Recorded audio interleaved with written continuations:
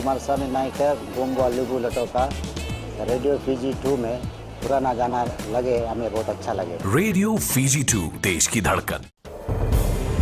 Good evening, Fiji. In this bulletin, Fijians in Lebanon safe following blast. Ethiopian Affairs Ministry has no say in customary laws, and police out to nab receivers of stolen goods. From the studios of FBC Suva, Jackie Spate. Fijians working in the United Nations interim force in Lebanon are safe following a massive explosion in its capital Beirut this morning. Republic of Fiji Military Forces Commander Rear Admiral William Alpoto has confirmed that he has contacted one of his soldiers, Major Saulo Koro, who works at the UNIFIL headquarters based in Nakura. Commander Alpoto says Major Koro is safe. At least 70 people have died in the explosion, with more than 4,000 others injured. Lebanon will observe an official period of mourning for 3 days from tomorrow. The whole city was shaken by the blast, which began with a fire at the port which exploded into a mushroom cloud. The cause of the blast is still not known, but the country's Prime Minister is vowing to hold to account whoever is responsible. The Ethiopian Affairs Ministry has clarified that it is not mandated to impose or amend customary laws in 1,181 villages across Fiji. The issue was highlighted during the Thai-level Provincial Council meeting last week. Permanent Secretary Melethi Bainimarama says the ministry is also not responsible in addressing issues relating to breaches of these laws, which has been a pressing issue in recent months. Josai Nanunga with the details. Melethi Bainimarama maintains the benua is responsible for customary laws as applied to every villager, and the ministry will only assist with matters concerning community development. We should be addressing issues like education, we should be addressing issues like health and planning in the villages, things that concern the villages in terms of cultural identity. These are things that should be addressed by the village elders. The Vonua themselves are the very people that's supposed to be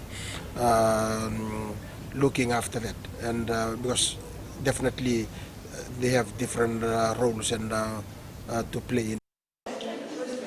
Bainimarama adds consultations on village bylaws have also been put on hold to focus on other traditional aspects which were noted in recent months. We found this out during Herald, that we needed to go out more and interact on building back better. We found this out during COVID, where we needed to clean up the villages, and these are issues that are pressing that we should be addressing in the Ministry of Itoki. The ministry has been allocated $14.1 million in this financial year. The money will be used to beef up interactions with the villages and look at some pressing concerns that needs to be addressed immediately. Chosai Nanunga, FBC News. The police forces launched a new operation to nab down Fijians involved in dealing with stolen items. 5 days into Operation Yavutaka, and the Southern Division Task Force already has a 30-year-old suspect in custody who is alleged to be the receiver of the stolen items. Pranita Prakash reports more than 50 mobile phones, laptops, tablets and hard drives were seized during a raid on Monday. The new operation is part of an intelligence-led policing. We are not only getting the criminals, those that are committing offences out there, example thefts, but we are also targeting the receivers as well. And all this has come about through Operation Yavutaka that has been running in the division. Several electronic gadgets, all believed to be stolen, were seized in a raid on Monday. It is believed these items were to be resold online. Yes, that is currently under investigation, and would not comment more on that, as we have our cybercrime unit that is also dealing with that to see as those that was advertised online, and we are trying to get all those perpetrators that are involved in this investigation as well. Investigators now need assistance in identifying the seized items and request anyone who may have been a victim of theft to contact them. Pranita Prakash, FBC News. A Suva magistrate has warned the head boy of a prominent school in Suva to not take the law in his own hands. The 18-year-old was one of the 3 senior prefects who were charged with allegedly assaulting a 17-year-old student from the same school. The magistrate warned the teenager after the matter was reconciled outside of court. The magistrate labelled the offence a case of bullying and also gave time to the accused and the victim to reconcile. Police prosecution also revealed in court that the other 2 accused, both 17-year-olds, reconciled with the victim earlier in the day at the juvenile court. The 3 accused are alleged to have assaulted the victim after receiving information that he was seen smoking outside the school. The magistrate reminded the 18-year-old student that he was in school to attain an education and not to bully others. Up ahead, work on Taveuni Y Bridge nears completion, and police investigate man's death.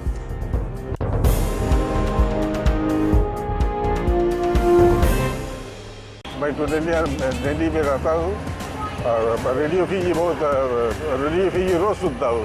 Radio Fiji 2 देश की धड़कन.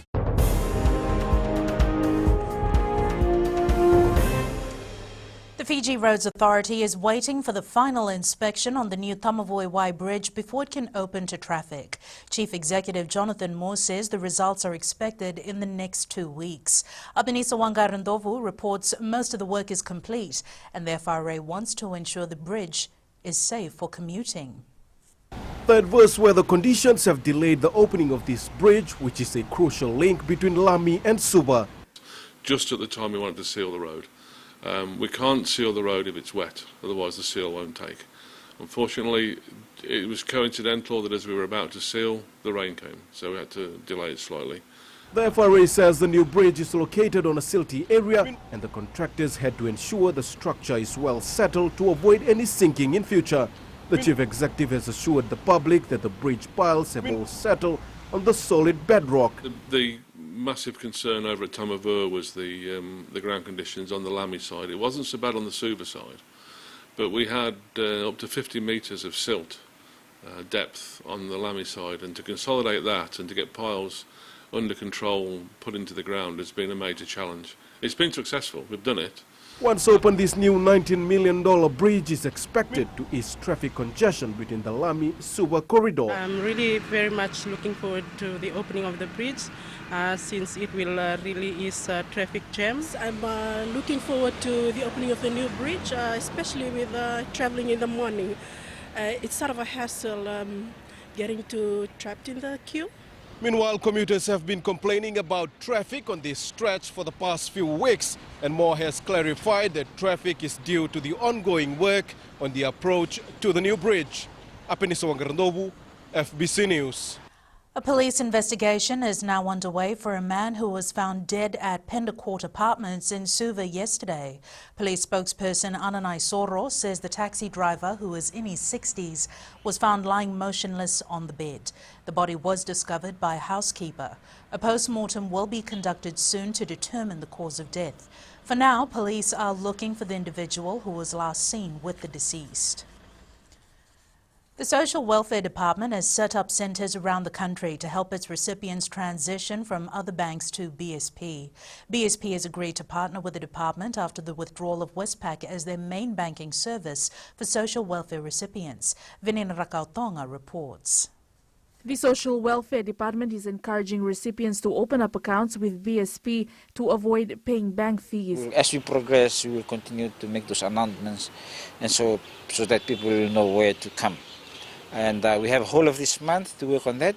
And so that's what I'm saying, advising our people, our recipients, please, there's no need to rush. Social Welfare Director Rupeni Fatiaki says they will be changing locations for their centres after every third day. We will be working within this month in partnership with PSP, and so there's no need to rush.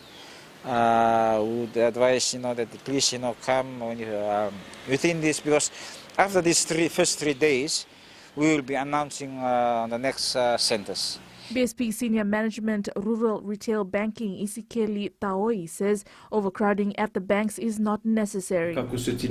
We just want to ensure the social welfare recipients that the services will reach their areas, and changing of banks is not compulsory at this stage, so there is no need to rush. There are currently 77,000 recipients benefiting from the social welfare program. Venina Rakotonga, FBC News. Economy Minister Aya Said Kayum says it is encouraging to see large numbers of Fijians taking advantage of low hotel rates. Under the Love Our Locals campaign, numerous hotels and resorts have introduced specials to attract guests. Said Kayum says the scheme is working and has seen many Fijians return to work. At the moment, many hotels actually are running and the staff are being employed purely based on Fijians actually staying there. And some of the hotels are fully booked for the weekends. So we should not lose focus on that, and nor should we sort of forget the fact that Fijians can contribute to the business. And Whitney joins us now with the latest in business. Thanks, Jackie. In business tonight, Fiji's first online marketplace. And in growing Fiji, Lambasa Airport to reopen on Thursday. Stay with us.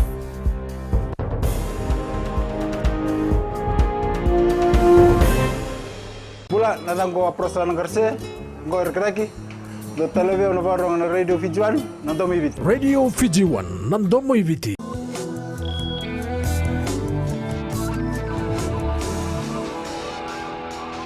Leading business tonight, mobile communications company Vodafone Fiji, while adjusting to the new norm due to COVID-19, has launched the country's first-fledged online marketplace, VT Cart.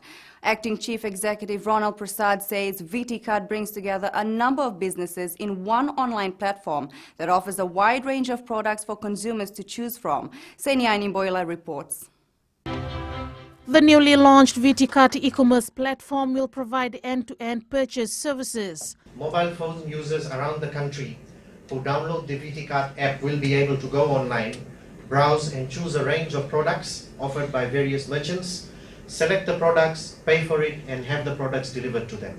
Minister for Trade Fayaz Koya says the launch is timely and is in line with the government's initiative to help businesses.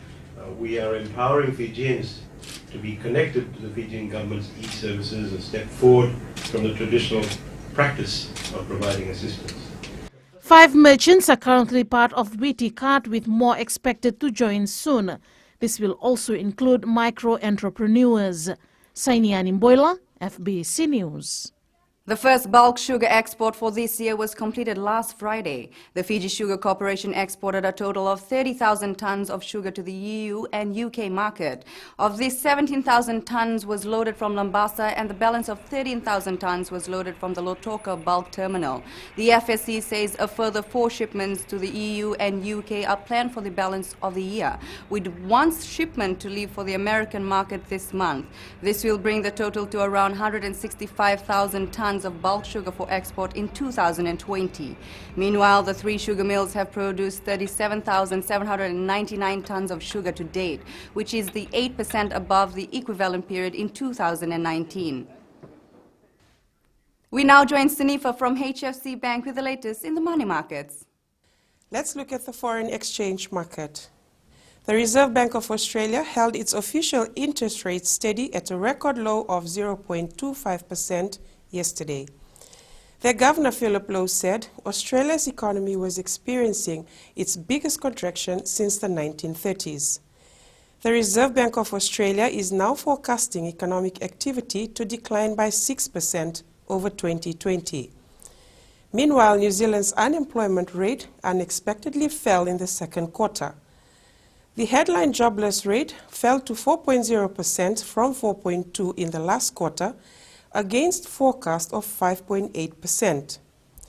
However, New Zealand's government has warned that it may not be able to save thousands of jobs that will be lost in the coming months as government support such as the wage subsidy scheme ends next month. And in the US, the dollar was under pressure from a towering euro and climbing US yields. Despite a slowdown in the new COVID cases and encouraging factory data, investors remain concerned about the U.S. economy. Also, the central bank's liquidity measures and calmer markets generally have eased demand for the world's reserve currency. That's all from your HFC Bank for now. Vinaka. Looking at today's local exchange rates as set this morning, it was a mixed day for the Fijian Sangomoli. Our currencies rose against the Chinese yen and the US dollar and the Kiwi dollar. It declined against all the other currencies we cover. Looking at the commodities, it was an increase all around. Crude oil prices rose, closing at $41.59 per barrel. Gold continued to climb and was at $2,014 per ounce. And silver also rose, closing at $25.82 an ounce.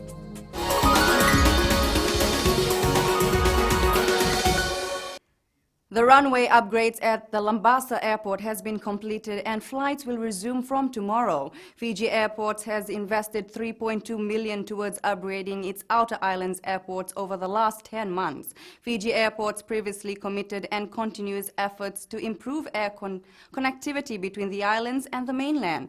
Chair Jeffrey Shaw says they carried out the $1.7 million project to improve the runway surface and expand the Lambasa Airport apron. Fiji Airports has closed the Lambasa Airport for 3 weeks to allow the upgrade. The Lambasa apron upgrade works will continue through till September.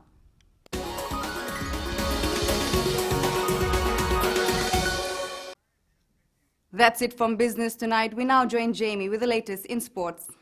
Thanks, Whitney, and good evening in Sports Tonight. $900,000 for Fiji Sevens.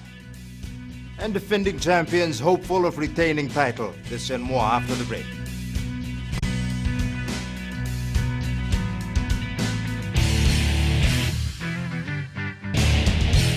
My name is Neha and I'm from Kadavi.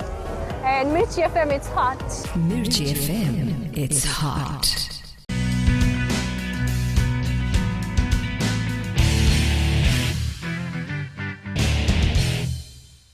The Fiji Rugby Sevens teams have been allocated approximately $900,000 of the $1 million from the overseas tournament funding in the 2020-21 national budget.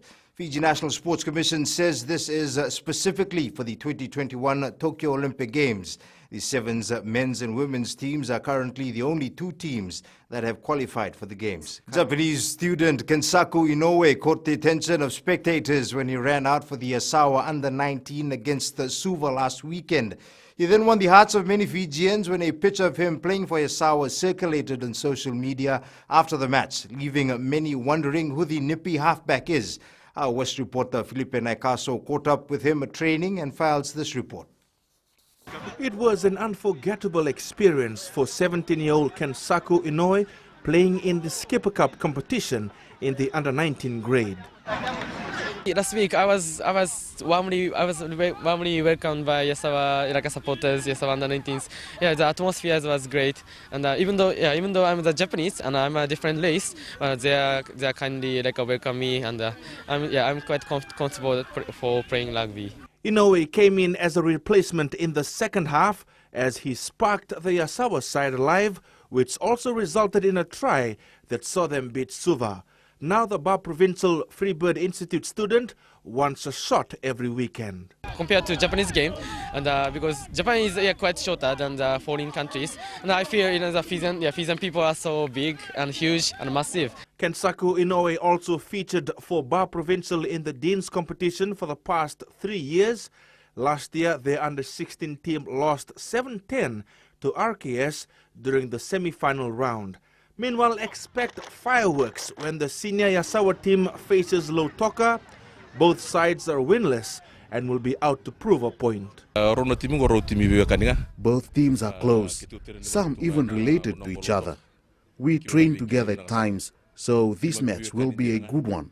But whoever prepares well and is hungrier for the win on Friday will be victorious. Yasawa will play at Prince Al's Park this Friday at 5 p.m. Felipe Naikaso, FBC Sports. Lambasa admit defending the Punja's Battle of the Giants title will be no easy feat, especially far from home. The Mbambasing Lions have preferred the underdog tag for the tournament in Lautoka, knowing full well other teams will be coming out stronger this weekend. Aquila Dama has more. Lambasa has named a good side with the likes of Aquila Matisuva, Taniela Wanga, Antonio Tuivuna, Leki Mangonerau, Ratu Apinisa Anare, Iliasa Lolo Ivalu, Siotami Kumbu, and Ilisoni Long Ivau for the BOG. Many of us has a work commitment, also for the traveling distance to come meet up in the training. Sometimes we have so distant. to facing a challenge right now for as we are defending champion for the POG. We go as a underdog for this week's tournament, so we'll take the pressure. We'll go and defend the trophy again this year. Defending the title is on their minds, but standing in their way on Friday is Suva. The first game matters a lot, the game against Suva, which I think so we have to do really well to set the platform for us, and hopefully the teams will do well, and I think so we should qualify from the pools. That's how confident this Lambasa team is, and even the side's major sponsor from USA knows the Lions can get the job done again. Never mind, they are facing with critics, but critics make them stronger. And all this finance is a secondary things to us. Nothing will go away as long as the district pride is there. Lambasa will play Suva at 2 p.m. on Friday at Lautoka's Churchill Park, and this match will be aired live and exclusive on FBC TV. Aquila Dhama, FBC Sports. After bowing out in the 2019 Battle of the Giants semi-final, the Go Fry Nasinu football team is gunning for higher honors this year. But the Giant Killers know this is easier said than done after being drawn in a tough pool with three of the top teams of local football, Ba, Suva and Lambasa. Tale Materakula has more. The Tangi Vonolangi coached side hopes to maintain the momentum set from the start of the season.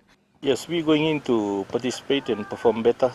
Last year we reached the semi-final, and we hope to go one up this season and improve from our National League performance and carry on from there.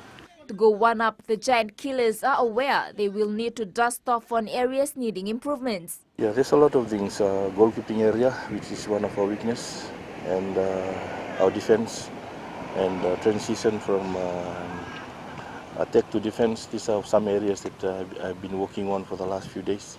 Despite being drawn in a tough pool, 21-year-old centre-back Sekove Neivakananumi is confident they will deliver come game day. They are the rated teams of Fiji, as most people know, and Nasinu is known as the Giant Killers, and we'll just keep it like that and go there and show them what we got. Nasinu will face Ba in its first Punjas Battle of the Giants match on Friday at 4 p.m. They will face Suva the day after at 11 a.m. and Lambasa on the 9th at 10 a.m. Tali Materkula, FBC Sports. Netball Fiji is closely monitoring the 14 overseas-based players named in the Fiji Pearls extended squad. As overseas players are being monitored. We're in touch with their coaches, their parents, and it's been good because we've had great interaction in terms of monitoring. I think with the national team, with the Fiji Pearls, it's now when awaiting games. Fiji Volleyball says it will intervene if clubs and communities host competitions before receiving the proper approvals.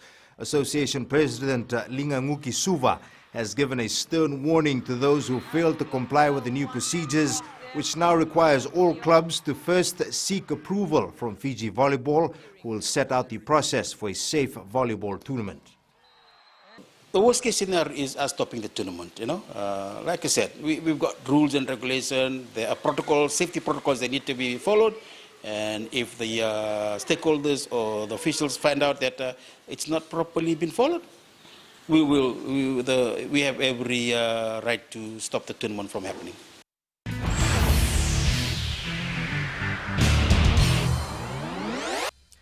In today's Play of the Day, Fulham beat Brentford 2-1 in the Championship Player Final to secure an immediate return to the Premier League thanks to Joe Bryan's stunning brace at Wembley Stadium today. The Whites now join Leeds and West Brom in the top flight next season.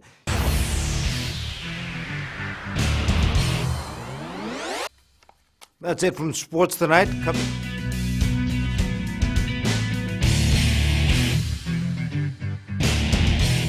Hi, Bula. I'm Selai from Nandi. I love Gold FM, only the classic hits. Gold FM, only the classic hits.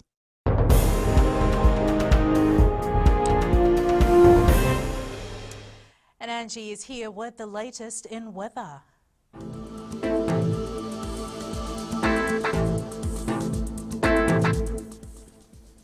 Bula, and welcome to the weather world. It's the month of August and we will mostly experience constant cloud covers, so that means we have more coolness than humidness. The day across the country was such there is still so much we can do under grey skies. Now moving over to the west, the skies were gracefully covered under partly sunny skies. The wind was moderate. Eastwards from Peck Harbour to Suva, cloudy and gloomy with showers indicated later tonight. And up north, much of the same weather pattern followed suit. At sea, southeast winds 20 to 25 knots, rough seas. Turning to the tides, high tide at 8:11 p.m. with low tide at 2:04 a.m., sunrise at 6:30. For tomorrow, it will be generally pleasant and fairly mild with cooling trade winds. Tomorrow's temps, Savu Savu will be the coolest at 19 degrees, and on Vitilevu, Ba will have lows of 20 degrees. And looking further on to Friday, light showers will move in. Don't worry, these may fly away with winds too, so we can start thinking of a peaceful weekend. That's all the weather news from my end. Have a great evening. It's back to Jackie. Thanks so much for that, Angie. In Fijian Pulse tonight, we asked, are you encouraged by tourists coming in under the Blue Lane Initiative? It's good because more people will get job and money will flow into the country. It's a good initiative, and I hope that we are safe and won't be exposed to COVID-19. I think it's a good thing because it's going to help the economy and it will create more job opportunities for the people. Yeah, it's good. It's encouraging. It will help the economy.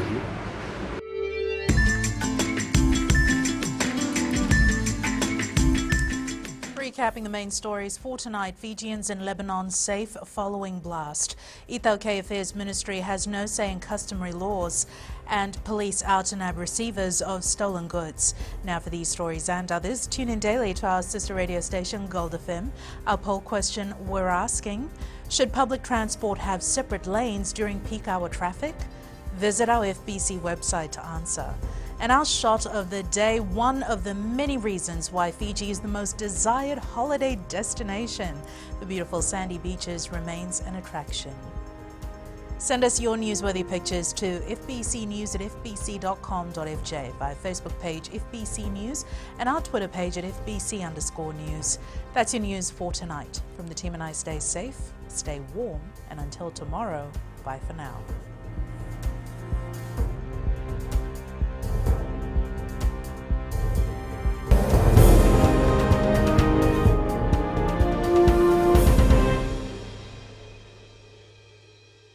Bula FM number 2 NSR. Bula FM number 2 NSR.